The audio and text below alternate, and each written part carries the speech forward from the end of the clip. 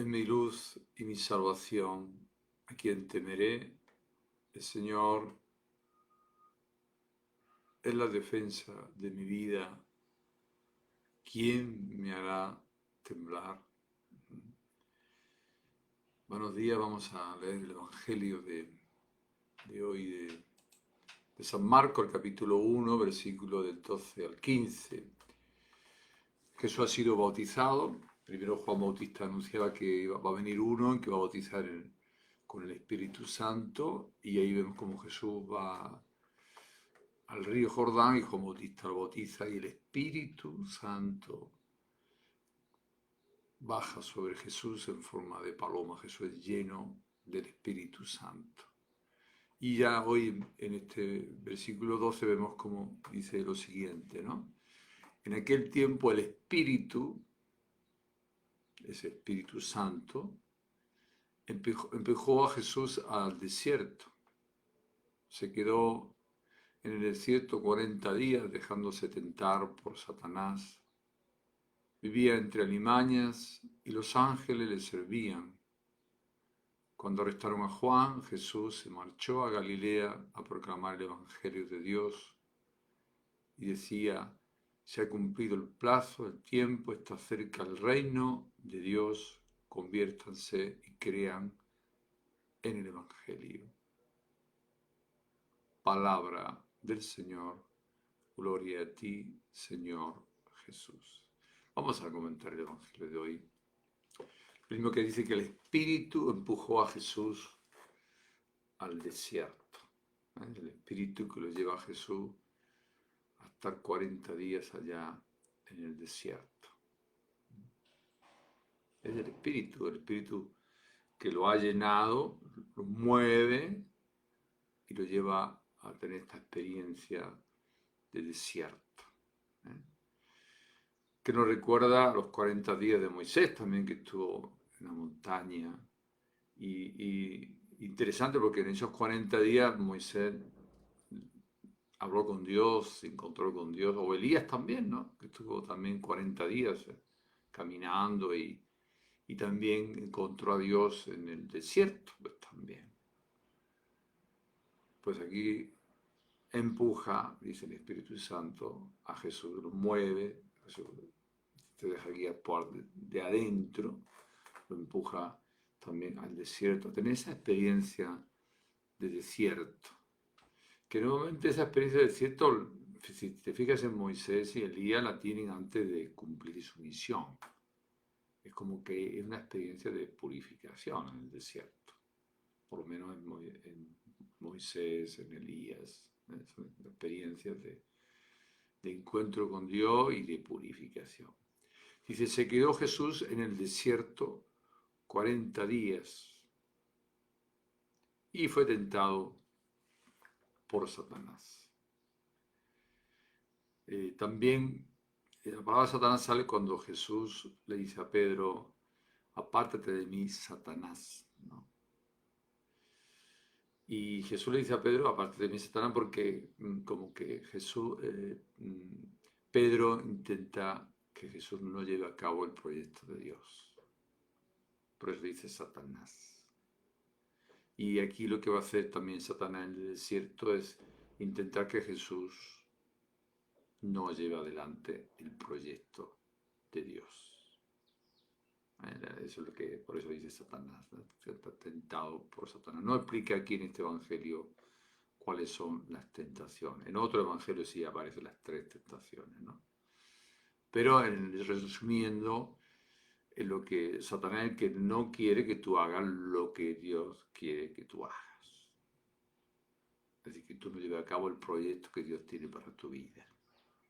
Que te distancies, te distraigas en otras cosas. Dice que Jesús vivía entre alimañas en el desierto y los ángeles le servían, estaba cuidado Jesús, y los ángeles le servían, lo cuidaban a Jesús, estaba acompañado, ¿no? Después sigue el Evangelio: cuando arrestaron a Juan, Jesús se marchó a Galilea a proclamar el Evangelio de Dios, ¿no? Después del desierto ahí Jesús afianza su decisión, la meditación, el silencio del desierto, donde él se encuentra con él, con Dios. También el enemigo lo molesta también, ahí lo quiere alejarlo del camino de Dios. Ahí él afianza ese llamamiento que tuvo Jesús un poco antes, cuando en el bautismo: este es mi Hijo amado, en quien me complazco. Jesús va a empezar a ser un hijo amado que va a empezar a hablar del Padre. Entonces Marcha Galilea empieza a proclamar el Evangelio, dice la buena noticia. Dice el Evangelio de Dios, no es de Jesús, el Evangelio de Dios, la buena noticia de Dios, de su Padre. El Evangelio significa buena noticia. Pero de ahí bien clarito, empieza a proclamar, a gritar, a hablar a todos del Padre, que nos ama. Y empieza por Galilea, que son las zonas pobres de la zona judía. Y cuando Jesús proclamaba, decía: se ha cumplido el tiempo de Dios. Dios había prometido la salvación para su pueblo. Entonces ahora está la salvación aquí. Ya está Dios está salvando. Y el Evangelio de San Marcos es muy bonito, porque todos estos días hemos escuchado curaciones, sanaciones, liberaciones, tremendo, ¿no? Que son los signos de la presencia del reino, ¿no? Se ha cumplido el tiempo, el plazo de Dios. Dios está cumpliendo sus promesas. Ha cumplido sus promesas. Ya está cerca el reino de Dios. Habla del Evangelio de Dios y habla del reino de Dios. El Evangelio, anunciar el Evangelio, prepara el reino. Dios está reinando. Y Jesús lo puede decir porque está reinando en su persona. El Espíritu es el que lo guía. Vence a Satanás. Está reinando Dios en su persona. Por eso lo anuncia a los demás, ¿no? Entonces le dice a todos: vuélvanse del camino que andan perdidos, vuélvanse hacia el Padre, al proyecto de Dios, y crean en el Evangelio, la buena noticia, en este proyecto que Dios tiene del reino de Dios. Crean, vuélvanse y crean, las dos cositas. Cambia tu vida y cree, las dos cositas. Son fundamentales para que el reino se haga presente en tu vida. Bueno, esta es una explicación un poquito del Evangelio de hoy.